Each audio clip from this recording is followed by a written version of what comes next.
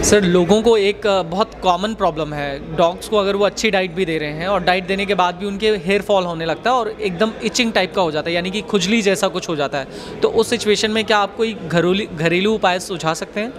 सबसे अच्छा उपाय है कि आपके डॉग को हर दूसरे दिन कंघी करिए।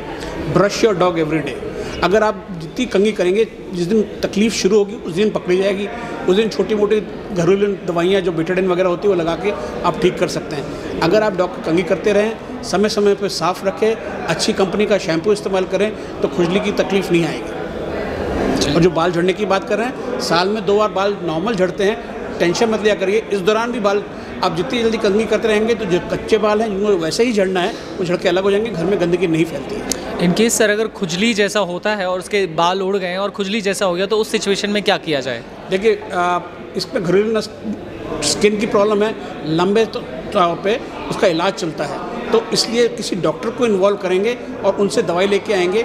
मोस्टली स्ट्रे डॉग्स के लिए डॉक्टर्स दवाइयाँ फ्री देते हैं और इंजेक्शन भी फ्री लगाते हैं, तो उनको डॉक्टर को अपने कॉन्फिडेंस पर लेके इलाज करवा लें। सवाल है, बहुत सारे लोगों के घर में डॉग्स होते हैं और कोई बाहर से कोई गेस्ट आया या फिर कोई अननोन पर्सन आया, तो वो बहुत ज़्यादा खुश हो जाते हैं, बहुत फैमिलियर हो जाते हैं और उसके बाद खेलते खेलते साथ में वो सुसु कर देते हैं। तो ये क्या कोई हार्मोनल चेंज होता है या फिर कोई डिसऑर्डर है या फिर एक कॉमन एक्साइटमेंट में जो है वो डॉग कर देते हैं? एक्साइटमेंट में होता है और ये पपीहुड में ज़्यादा होता है। बड़े होते होते अपने आप ही ठीक हो जाता है। तो कोशिश करनी चाहिए कि समय के साथ अपने आप ठीक हो जाए।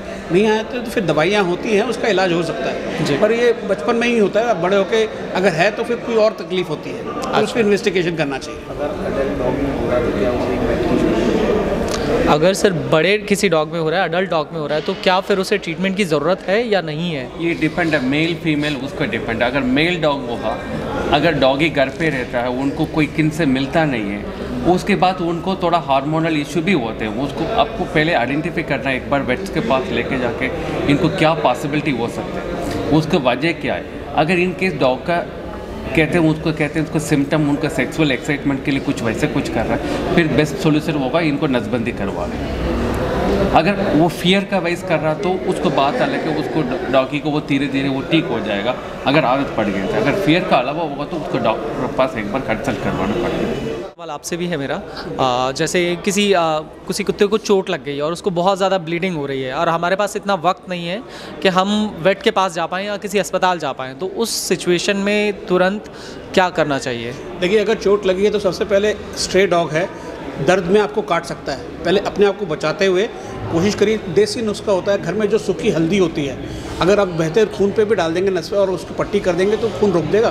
फर्स्ट एड आपने घर पे शुरू कर दी, बाकी डॉक्टर के पास ले जाइए या फ़ोन पे डॉक्टर्स अवेलेबल आते हैं, वो बात कर लेते हैं, किसी को भेज देंगे या फिर आपको फर्स्ट एड बता देंगे कि ये कर दीजिए। तो दिस इज़ बॉल पर हमेशा ये ख्याल रखें कि दर्द में जानवर काट सकता है और वो उसकी कोई गलती नहीं होती है इसमें।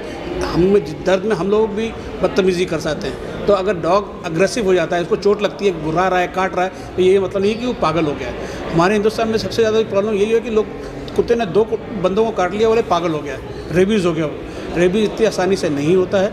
गर्मियों के मामले में तो बेचारे को पानी पीने को नहीं मिलता, वो इधर उधर भाग रहा होता है पानी पीने के लिए, मुँह से लार टपक रही होती है, लोग बोलते हैं पागल हो गया।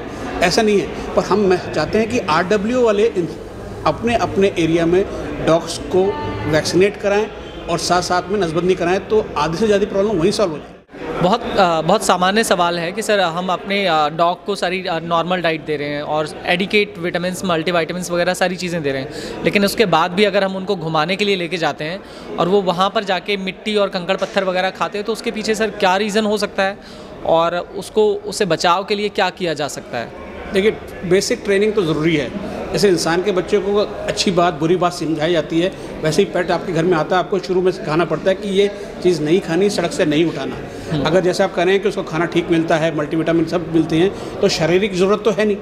अब वो बुरी आदत हो गई है। बुरी आदत आप खुद टाइम दे के अपने पेट के सुधार सकते हैं या फिर इमरजेंसी में ट्रेनर्स की मदद ले सकते हैं जो आपके डॉग को ही सुधार देगा। उसमें कोई दिक्कत वाली बात नहीं, क्योंकि सड़क से उठा के गाने में बीमार हो जाते हैं और फिर हमारे पास आते हैं इलाज के लिए। तो ये आदत छुड़ानी, आपका क्वेश्चन बिल्कुल वाजिब है, ये बहुत ज़रूरी है, पर ये घर से ही शुरू हो सकता है।